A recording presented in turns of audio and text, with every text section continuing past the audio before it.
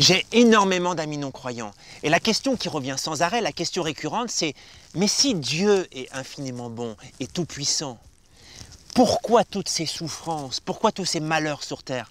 Pourquoi le mal ?» Il pourrait très bien arrêter les guerres, par exemple, d'un coup de baguette magique, et tout s'arrête.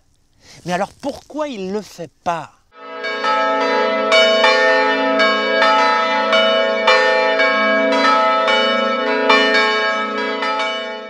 Imaginez un monde où il serait impossible de faire le mal, impossible de voler, impossible de mentir, impossible de tuer, impossible de tromper, impossible de trahir. Mais le monde serait totalement invivable. On serait figé, on ne pourrait rien faire. Parce qu'il n'y a pas une seule chose que l'on pense, que l'on dit ou que l'on fait qui est totalement pure, qui est totalement désintéressé. Tout est teinté de notre égoïsme, de notre orgueil, de notre ego qui est là et qui insinue chaque chose qui nous habite. En fait, Dieu nous a créés avec 3 caractéristiques. La première, c'est la liberté. Ce mot qui est si important pour chacun d'entre nous, ce mot que nous revendiquons à chaque moment dans notre vie. Eh bien, nous avons la liberté de dire oui à Dieu ou de lui dire non. De dire oui à l'amour ou de dire non à l'amour. De faire le bien ou de faire le mal. La deuxième caractéristique, c'est que cette liberté que Dieu nous a donnée, elle vient avec un mode d'emploi qui se trouve au plus profond de notre cœur. Ce mode d'emploi, c'est une loi d'amour qui se trouve dans notre conscience et qui se décline sous plusieurs commandements. Tu ne tueras pas, tu ne voleras pas, tu ne mentiras pas. Alors on peut l'étouffer, cette voix de la conscience, mais dès qu'on choisit de l'écouter, on s'aperçoit qu'elle est là, puissante, forte, et qu'elle nous guide dans ce chemin pour lequel nous sommes tous aspirés, c'est l'amour. Parce que nous sommes créés pour l'amour, pour aimer et pour être aimés. La troisième caractéristique, et pour moi ce n'est pas la plus agréable, c'est que l'espèce humaine est solidaire. Chaque acte que nous posons a des conséquences.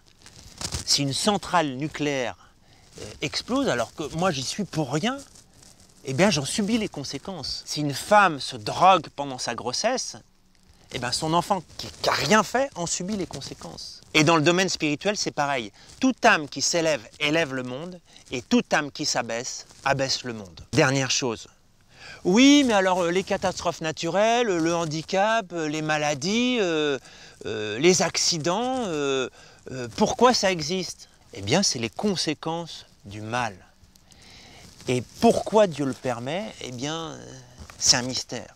La seule chose qu'on peut dire, c'est que Dieu ne veut pas le mal. Dieu n'a pas créé le mal. Dieu n'est pas indifférent à ce mal que nous vivons.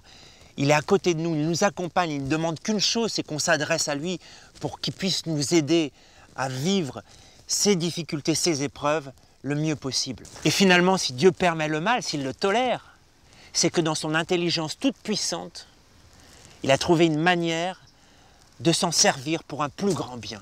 C'est un petit peu comme une tapisserie dont on voit l'envers. Il y a tout un tas de fils qui sont emmêlés dans tous les sens, on ne comprend rien. Mais lorsqu'on arrivera à la fin de notre vie et qu'on paraîtra devant le Créateur et qu'il retournera la toile, on dira « Waouh !» Alors qu'est-ce qu'on peut faire? Eh bien accepter que nous ne pouvons pas trouver de réponse à cette question « Pourquoi le mal ?» et que ça nous met dans la révolte et la résignation. Mais plutôt choisissons de rentrer dans l'action en répondant à cette question.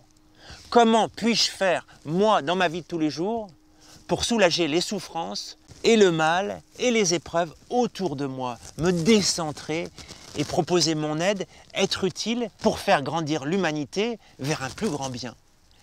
Eh bien, sur ce chemin de l'action, je vous dis à bientôt, j'ai confiance en vous et que Dieu vous bénisse.